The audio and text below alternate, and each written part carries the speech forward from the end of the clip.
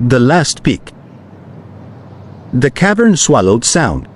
Every step Bram took echoed in a chorus of his own weariness. His torch spat resin and smoke, its flame trembling in the stale air. He should not have been alone. There had been 20 miners when the expedition began, men and women hardened by the mountain's stone. Now, only a remained. The others had been taken by the mountain's guardian. Bram's boots scoofed over a cracked vein of silver, glinting like starlight in the dark. He no longer cared for treasure. His satchel held nothing but a single pickaxe, its aft polished smooth by his years of work. He'd sworn when the dragon's fire had consumed his friends that he would not die with his back turned. The cavern opened suddenly into a vast chamber. Shadows loomed on pillars of black stone. And there it was. The dragon. It rose from a mound of shattered rock and melted gold, its gaze dark as basalt, its eyes molten with hunger. Smoke coiled from its nostrils, and when its wings stretched, the cavern walls shook as if afraid. Bram's knees quivered, but he set his jaw.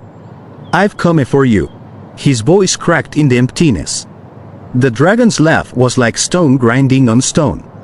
A miner speak against a mountain's heart? Fool! But Bram had lived his life in stone. He knew its cracks, its weaknesses, the veins where one strike could bring down a wall. He had no blade, no shield, only calloused hands and his stubborn will. The dragon surged forward, jaws yawning wide, fire building in its throat. Bram hurled his torch into its face. The flame burst against a wet eye, and the beast roared, blinded in one gaze. Bram ran, not away, but toward the highest pillar. He scrambled up the rough rock as claws raked the stone below. He remembered the chamber's structure. The ceiling hung heavy with a dome of fractured stone, veins split and barely holding. "Stone remembers the hammer," he muttered, setting his beak to the crack above him. The dragon flapped its wings, shaking the chamber, pulling itself skyward. Bram swung. Once. Twice. Each strike rattled the ceiling, dust sifting down in choking clouds.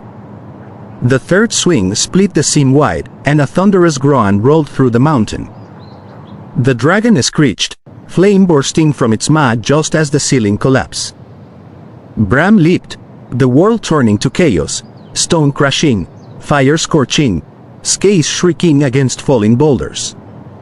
When silence came, it was broken only by the hiss of steam from crushed fire. Bram dragged himself from the rubble, cawing, bleeding, but alive. The cavern was half buried now, the dragon entombed beneath the very stone it had ruled. Only a single black-scaled wing hooted from the debris, twitching once before stilling forever. He leaned on his peak, chest heaving, eyes wet with soot and grief. "Stone remembers the hammer," he whispered again, voice ragged. He was the last of the miners, but he had struck the final blow. And in the mountain silence, Bram walked on, victor, survivor, and legend.